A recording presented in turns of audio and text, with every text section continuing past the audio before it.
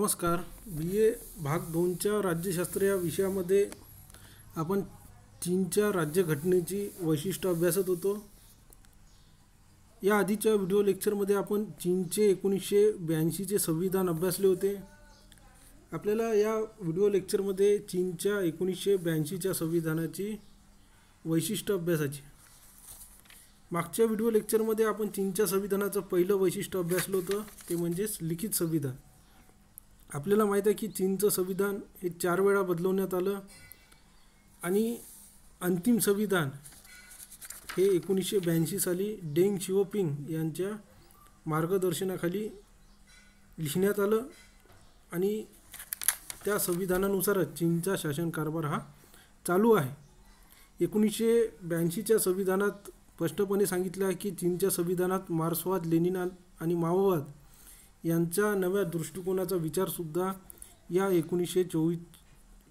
1982च्या संविधानात स्पष्ट केलेला आपल्याला दिसून येते. तर आजच्या या व्हिडिओ लेक्चरमध्ये आपल्याला एकूण चीनच्या संविधानाची 1982च्या संविधानाची 4 वैशिष्ट्ये अभ्यासाची आहे. त्यामध्ये पहिला आहे उद्देशपत्रिका, दुसरा आहे लवचिकता, तिसरा आहे प्रजासत्ताक गणराज्य आणि चौथा आहे साम्यवादी राज्य आणि जनतेचे सार्वभौमत्व. या आधीच्या व्हिडिओ लेक्चरमध्ये आपण पहिलं वैशिष्ट्य अभ्यासलं होतं, ते म्हणजे लिखित संविधान. आता चीनच्या चीनच्या संविधानाची सुरुवातसुद्धा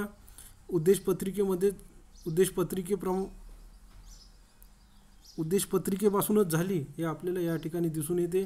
चीनच्या संविधानाचा प्रारंभसुद्धा म्हणजेच 1982च्या 4थ्या संविधानाचा प्रारंभ हा सुद्धा उद्देशपत्रिकेतूनच झालेला आहे. परंतु उद्देशपत्रिका हा मुख्य संविधानाचा मात्र भाग मानला जात नाही आहे. चीनच्या उद्देशपत्रिकेतसुद्धा या गोष्टीचा उल्लेख केलेला दिसून येते की भूतकाळात चीनच्या राज्यव्यवस्थेने कोणती उद्दिष्ट साध्य केली आहे आणि भविष्यकाळात चीनला कोणती उद्दिष्ट आणि लक्ष्य प्राप्त करायची आहे. त्याचप्रमाणे चीनच्या शासनव्यवस्थेची वाटचाल कोणत्या दिशेने सुरू राहणार आहे या गोष्टीचा उल्लेख आपल्याला चीनच्या उद्देशपत्रिकेमध्ये दिसून येते. तसेच चीनचा शासनकारभार हा चीनी साम्यवादी पक्षाच्या नेतृत्वाखाली मार्क्सवाद, लेनिनवाद आणि माओवाद यांच्या मार्गदर्शनाखाली चीनच्या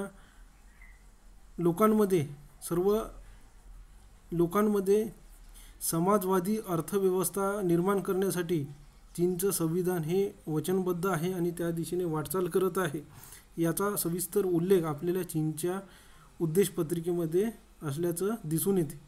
तर अशा प्रकारे भारतीय संविधानाप्रमाणे चीनच्या संविधानाचं सुद्धा उद्देशपत्रिका आपल्याला दिसून येते आणि या उद्देशपत्रिकेमध्ये चीनच्या संविधानाची वाटचाल कोणत्या दिशेने राहणार आहे याचा उल्लेख आपल्याला या उद्देशपत्रिकेमध्ये असल्याचा दिसून येते.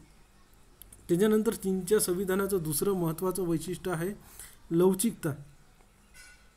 आता चीनचं संविधान हे 1982चं संविधान देखील आधीच्या संविधानाप्रमाणेच लवचिक आहे. म्हणजेच चीनच्या संविधानात बदल करण्याची पद्धत ही अतिशय सोप्या पद्धतीची आहे. म्हणून चीनचं संविधान हे लवचिक आहे असं सुद्धा आपल्याला म्हणता येईल. चीनच्या संविधानात बदल करण्याची प्रक्रियेमध्ये राष्ट्रीय जनकाँग्रेस जे चीनचं विधिमंडळ आहे त्याच्या स्थायी समितीला संविधान दुरुस्ती वा बदल करण्यासंबंधीचा प्रस्ताव मांडण्याचा अधिकार आहे आणि या संविधान दुरुस्ती व बदल करण्यासंबंधीच्या प्रस्तावाला राष्ट्रीय जनकाँग्रेसच्या 1/5 सदस्यांच्या पाठिंब्याने संविधानात बदल करण्याचा प्रस्ताव मांडता येते. संविधानात बदल करण्यासंबंधीच्या कोणत्याही प्रस्तावाला राष्ट्रीय जनकाँग्रेसच्या 2/3 बहुमताने मंजुरी जर मिळाली तर ते संविधान दुरुस्ती प्रस्ताव हा अंमलात येईल असं चीनच्या संविधानाच्या 64व्या कलमामध्ये नमूद केलेलं आहे. आता चीनचं जे कायदेमंडळ आहे ज्याला आपण राष्ट्रीय जनकाँग्रेस म्हणतो हे एकगृही आहे. त्याचप्रमाणे चीनमध्ये सुद्धा एकच पक्ष आहे, तो म्हणजे साम्यवादी पक्ष. त्यामुळे चीनमध्ये विरोधी पक्षाचा अभाव असल्यामुळेच आणि एका पक्षाचीच राजवट असल्यामुळे चीनमध्ये घटनादुरुस्तीचा प्रस्ताव हा मंजूरच होता आणि म्हणूनच चीनचं संविधान हे लवचिक आहे असं मानल्या जाते. कारण 2/3 बहुमताने राष्ट्रीय जनकाँग्रेसची बहुमत साधारणतः घटनादुरुस्ती प्रस्तावाला हे प्राप्त होतच असते आणि म्हणूनच चीनचं संविधान हे इंग्लंडच्या संविधानाप्रमाणे लवचिक आहे असं या ठिकाणी आपल्याला म्हणता येईल. त्याच्यानंतर चौथं वैशिष्ट्य आहे चीनच्या संविधानाचं प्रजासत्ताक गणराज्य.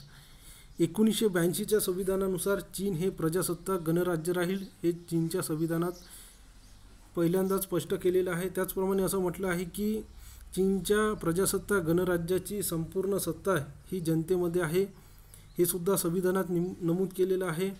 आणि या शक्तीचा उपयोग जनता या शक्तीचा उपयोग राष्ट्रीय जनकाँग्रेस, राष्ट्रीय स्तरावरील जनकाँग्रेस आणि अन्य स्तरावरील जनकाँग्रेसच्या माध्यमातून करू शकते. म्हणजेच राष्ट्रीय स्तरावर जे जनकाँग्रेस आहे तिथे सुद्धा चीनच्या जनतेने निवडून दिलेले प्रतिनिधी शासन कारभार सांभाळतात आणि अन्य स्तरावरील प्रांतिक स्तरावर जे जनकाँग्रेस आहे तिच्या माध्यमातून सुद्धा जनता आपल्या या सार्वभौम किंवा प्रजासत्ताक सत्तेचा उपयोग करू शकते असं या चीनच्या शासन व्यवस्थेतून आपल्याला दिसून येते. कारण चीनच्या राज्य कारभारासंबंधी संपूर्ण निर्णय घेण्याचा अधिकार संविधानाने जनतेच्या निर्वाचित प्रतिनिधींना म्हणजेच जनकाँग्रेसला दिलेला आहे असं आपल्याला दिसून येते. म्हणजेच राष्ट्रीय जनकाँग्रेसमध्ये सुद्धा जनतेचे प्रतिनिधी असतात आणि जनतेचे प्रतिनिधीच हे शासन कारभारासंबंधीचे संपूर्ण निर्णय घेत असतात. म्हणूनच चीन हे एक प्रजासत्ताक गणराज्य आहे असं आपल्याला या ठिकाणी म्हणता येईल. त्यानंतर पाचवं वैशिष्ट्य अभ्यासाचं आहे ते म्हणजे समाजवादी राज्य आणि जनतेचे सार्वभौमत्व. चीनच्या संविधानाच्या दुसऱ्या कलमामध्येच असं स्पष्ट केलेलं आहे की चीनच्या गणराज्याची संपूर्ण सत्ता ही जनतेमध्ये समाविष्ट राहील. म्हणजे चीनची जनता हीच सार्वभौम आहे असं स्पष्ट केलेलं आहे, संविधानात स्पष्ट केलेलं आहे. त्याचप्रमाणे चीनी संविधानाच्या पहिल्या कलमातच चीन हे समाजवादी राज्य आहे हे सुद्धा स्पष्ट केलेलं आहे. त्यात असं म्हटलं आहे की शेतकरी व कामगार वर्गाच्या नियंत्रणाखालीच आणि नेतृत्वाखालीच चीनची सत्ता हे केंद्रित झालेली आहे. त्याचप्रमाणे कोणत्याही व्यक्ती आणि संघटनेला अथवा संस्थेला या समाजवादी व्यवस्थेला बाधा पोहोचवण्याचा अधिकार राहणार नाही असं सुद्धा चीनच्या संविधानात स्पष्ट केलेलं आहे. आणि म्हणूनच चीनच्या संपत्तीवर, सार्वजनिक संपत्तीवर कामगार वर्गाची सामूहिक मालकी असल्याचा सुद्धा